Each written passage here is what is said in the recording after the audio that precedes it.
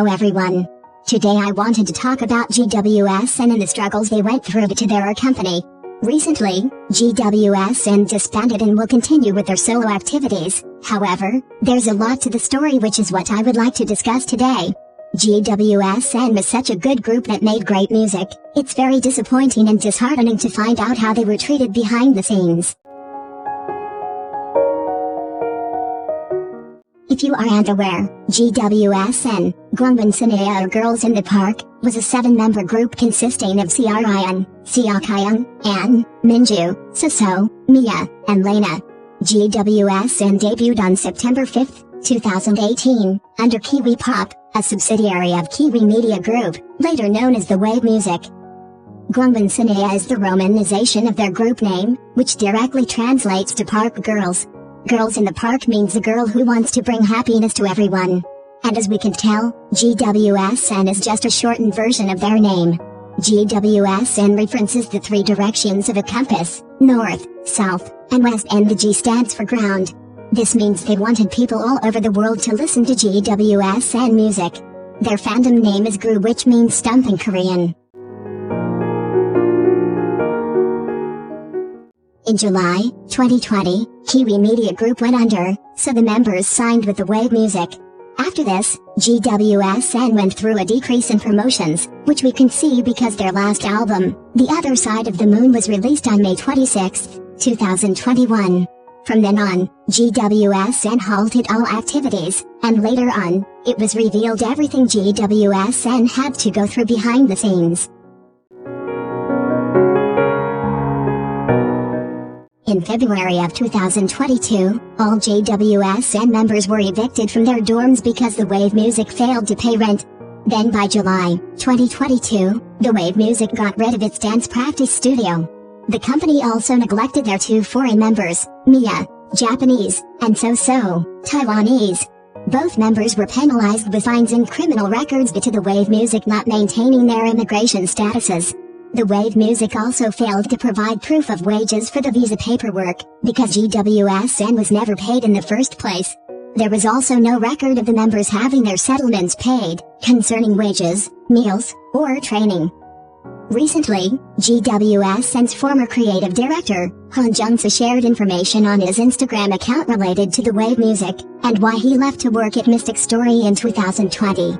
When Han joined the company, all of the staff and executives disappeared, including the ones who convinced him to join the company. Someone registered him as the CEO, even though he wasn't the CEO.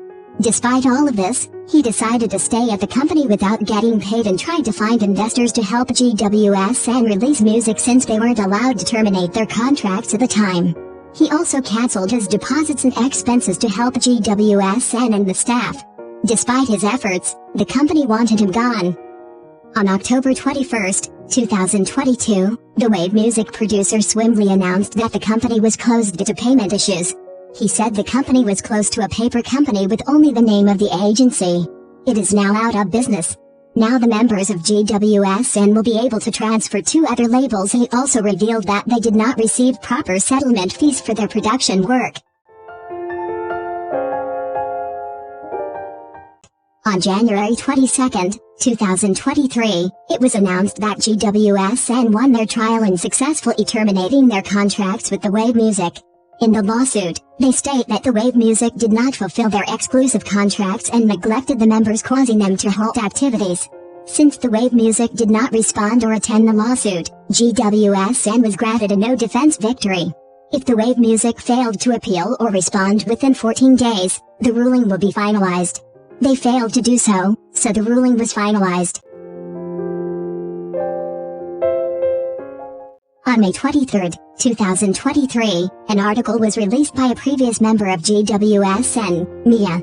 Miya described her life as an idol, being like a prisoner, and revealed some of the things her members and herself had to go through. During her trainee days, she revealed that right after school she would go to practice and then leave once it was pitch dark outside. Trigger warning, I'll be discussing weight and eating habits. And after debut, things only got worse. Every time the members went to their company building, they had to weigh themselves in front of their manager, and even had to report on what they ate or were planning to eat that day. Miya said, I felt like I was going insane. She said dance practice was the easiest part of their day, because other than that, they would have to diet and watch their weight. The management also didn't give the members any free time or money. They also confiscated their phones and could only speak to their family members on the manager's phone. Chaeryeong has YouTube, TikTok, and Instagram accounts. Miya has returned to Japan and has signed a contract with the Japanese agency, Master Lights. She wants to debut as a soloist and actress in Japan. She also wants to pursue modeling in the future, and maybe even audition again within the K-pop industry because she believes the K-pop industry needs a character like me. Along with this, Miya also has her own Instagram and Twitter accounts.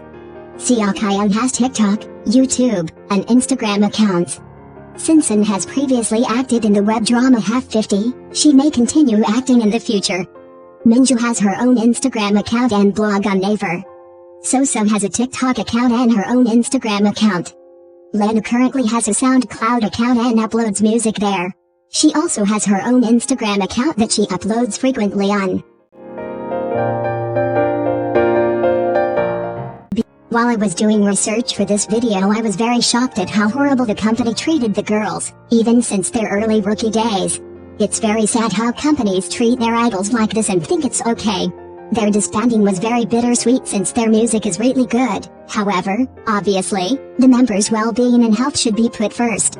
So I'm glad they were able to terminate their contracts and can live happier now. Anyway, that's all for today's video. Bye.